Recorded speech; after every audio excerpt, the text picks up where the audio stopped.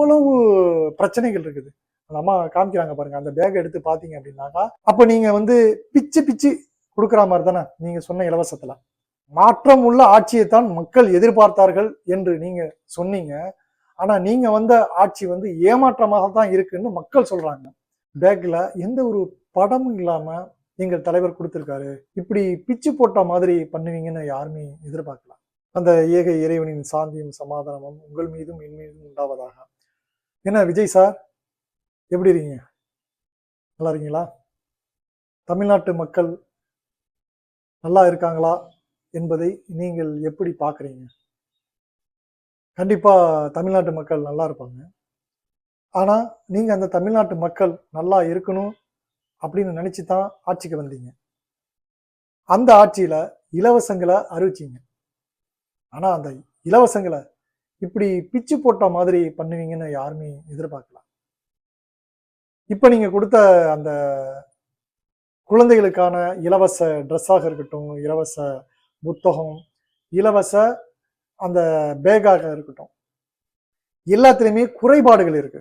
ஆனா அதுக்குள்ள உங்களுடைய ரசிகர்களாக இருந்தாலும், உங்களுடைய தொண்டர்களாக இருந்தாலும் அதை பெரிய பரபரப்பாக்கிட்டு இருக்காங்க. எப்படி அப்படின்னா, நீங்க கொடுத்த அந்த இலவச பேக்ல எந்த ஒரு படமும் இல்லாம எங்கள் தலைவர் கொடுத்திருக்காரு அப்படின்னு சொல்லிட்டு.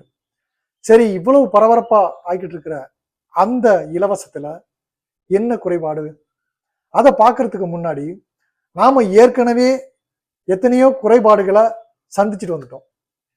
ஆட்சியில ஏறணும்னே இலவசம் நீங்க அறிவிச்ச அந்த 200 யூனிட்டை வந்து எல்லா மக்களுக்கும் போய் சென்றடையாம 500 யூனிட்டுக்குள் இருந்தா மட்டும்தான் 200 யூனிட் இலவசம். அப்படி இல்லாதவர்களுக்கு 100 யூனிட் இலவசம். அதாவது பழைய ஆட்சியில அந்த 100 யூனிட் கொடுத்தாங்க பாருங்க, அதை உங்க பாஷையில சொன்னாக்கா ஜெயலலிதா காலத்திலேருந்து அந்த யூனிட் கொடுத்ததா நீங்க சொல்லியிருக்கீங்க.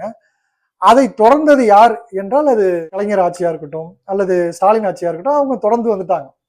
அது ஜெயலலிதா பீரியட்ல கொடுத்தது தான் அப்படிங்கிறத வந்து நம்ம வந்து கன்ஃபார்மா ஒத்துக்கிறோம். ஆனா அதுலயும் சில இலவசங்கள் வந்து ஸ்டாலின் அறிவிச்சார். என்ன மாதிரியான இலவசம்னா, பெண்களுக்கு உதவித்தொகையாக 1000 ரூபாய் அறிவிச்சார். ஆனா நீங்க என்ன பண்ணீங்க, அதுக்கு போட்டியா 2500 ரூபாய் அறிவிச்சீங்க. ஏடிஎம்க்கு கூட 2000 தான் அறிவிச்சிச்சு. ஆனா நீங்க 2500 ரூபாய் அறிவிச்சுட்டு ஆட்சிக்கு வந்துட்டு பணம் இல்லை அப்படின்னு சொல்லிட்டு அந்த 2500 ரூபாய் போடாம 1000 ரூபாய் மட்டும் போட முன் வந்தீங்க. அதுவே ஒரு பாராட்டக்கூடிய ஒரு விஷயம்தான். ஆனா 2500 சொல்லிட்டு 1000 ரூபாய் போடுறது எந்த விதத்துல நியாயமாக இருக்கும்? அப்ப நீங்க வந்து பிச்சு பிச்சு கொடுக்குற மாதிரி தானே நீங்க சொன்ன இலவசத்துல. அதே மாதிரி எப்படி கரண்ட்லயும் நீங்க வந்து பிச்சு கொடுத்தீங்களோ அதே மாதிரி இந்த இலவசத்துலயும் நீங்க கொடுத்துட்டீங்க. ஆனா நீங்க சொன்ன முதியவர்களுக்கான அந்த தொகை, இளைஞருக்கு வேலை வாய்ப்பு இல்லாம இருக்கிறவர்களுக்கான தொகை, மாமன் சீரு, இன்னும் என்னென்னமோ சொன்னீங்களா, அதெல்லாம் ஒண்ணுமே இல்லை. இதெல்லாம் பொறுத்து பாருங்க, பொறுத்திருந்து பாருங்கன்னா பொறுத்திருந்து எப்படி பார்க்கவே முடியல. ஏன்னா அவ்வளவு அராஜகங்கள் பண்றாங்க. உங்களுடைய அந்த ரசிகர்களா இருந்தாலும் சரி, தொண்டர்களா இருந்தாலும் சரி, அவங்கவுங்க பாணியில ஒவ்வொரு விஷயத்துல ஈடுபடுறாங்க. பாலியல் விஷயத்துல ஈடுபடுறாங்க. அதே மாதிரி மக்களை ஏமாற்றுறதுல வந்து ரொம்பவும் முன்னணிப்பா வந்து நிக்கிறாங்க. இந்த மாதிரியான விஷயங்கள்லாம் நடந்துகிட்டு இருக்குது. பாலியல் விஷயமா இருக்கட்டும், மக்களை ஏமாற்றி பணம் பறிக்கிற விஷயமாக இருக்கட்டும், கத்தியை எடுத்துக்கிட்டு ஊரெல்லாம் வலம் வர்றதா இருக்கட்டும், நான் டிவிக்கு என்ன பண்ண முடியும் அப்படிங்கிற மாதிரியான காணொலிகள்லாம் வந்து பரவிக்கிட்டு இருக்குது.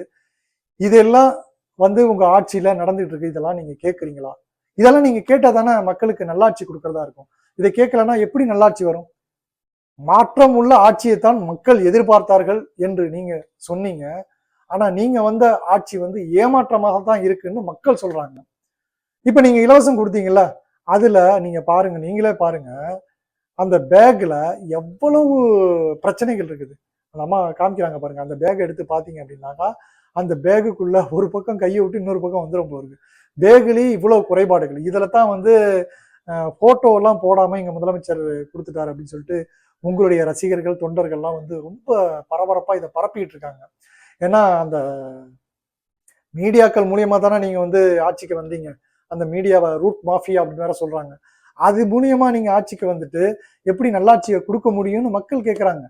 அப்படியான ஒரு விஷயத்திலேருந்து தவிர்த்துக்கணும்னா இதெல்லாம் வந்து மாற்றணும். இப்போ அந்த பேக்கில் வந்து இவ்வளோ பிரச்சனைகள். அதே மாதிரி அந்த மாணவர்கள் போடுறாங்க பாருங்க அந்த ட்ரெஸ்ஸு, அந்த ட்ரெஸ்ஸை வந்து சரியான முறையில் தைக்காம கொடுத்துருக்காங்க. அதை வாங்கி வந்து எப்படி குவாலிட்டி இருக்குது, குவாலிட்டி செக்கிங்லாம் பண்ணுறாங்களா, அந்த நீட்டான ட்ரெஸ்ஸாக நம்ம கொடுத்தது தானே இருக்குது, அந்த எந்த பிள்ளைக்கு சூட்டபிள் ஆகுமோ அதுக்கு தகுந்த மாதிரியான ஒரு அந்த யூனிஃபார்ம் தானா அப்படின்னு நீங்கள் தான் செக் பண்ணணும். நீங்கள் வந்து செக் பண்ண போகிறதில்ல, ஒரு ஆர்டர் நீங்கள் கொடுத்தீங்கன்னா உங்களுடைய ஆர்டர் மூலிமா அதிகாரிகள் வந்து செக் பண்ண போகிறாங்க. அதெல்லாம் இல்லாமல் கொடுத்துட்டு இப்போ மக்கள் அதை எடுத்து பார்த்துட்டு வீடியோ எடுத்து போடுறாங்க. அதிருப்தி மேல அதிருப்தி தான் இந்த ஆட்சி வந்ததுலேருந்து. அதிருப்தி மேல அதிருப்தி அதிகமாயிட்டு இருக்கு. ஏன்னா ஆட்சிக்கு வர்றதுக்கு முன்னாடி என்ன மாதிரி எல்லாம் சொன்னீங்க, 10 ரூபாய் பாட்டிலுக்கு 10 ரூபாய், இப்ப அதே 10 ரூபாயை வேற மாதிரி வசூலிக்கிறாங்க. அது தேவையே இல்லாது. என்னன்னா அந்த மதுபானத்தை ஒழிக்க வேண்டும் அப்படிங்கிறது தான் நம்மளுடைய ஆசை, இன்னும் எல்லோருடைய ஆசையும் கூட. அதை ஒழிக்காமல் அதுக்கு ஒரு 10 ரூபாய் இப்போ வந்து எக்ஸ்டெண்ட் பண்ணியிருக்கீங்க. ஏற்கனவே ஒரு 700 லட்சம் மதுபான கடைகளை மூடினதா சொல்றீங்க. அதுலயும் மூடாத மதுபான கடைகள்லாம் இருக்குது அப்படிங்கிறத வெட்ட வெளிச்சமாக்கிக்கிட்டு இருக்காங்க. அதையெல்லாம் நீங்க சரி பார்த்துட்டு இந்த மக்களுக்கு நல்லாட்சியை கொடுக்கறதுக்கு செய்யணும்னு நம்ம வந்து இந்த காணொலியின் மூலமா கேட்டுக்கொள்கிறோம்.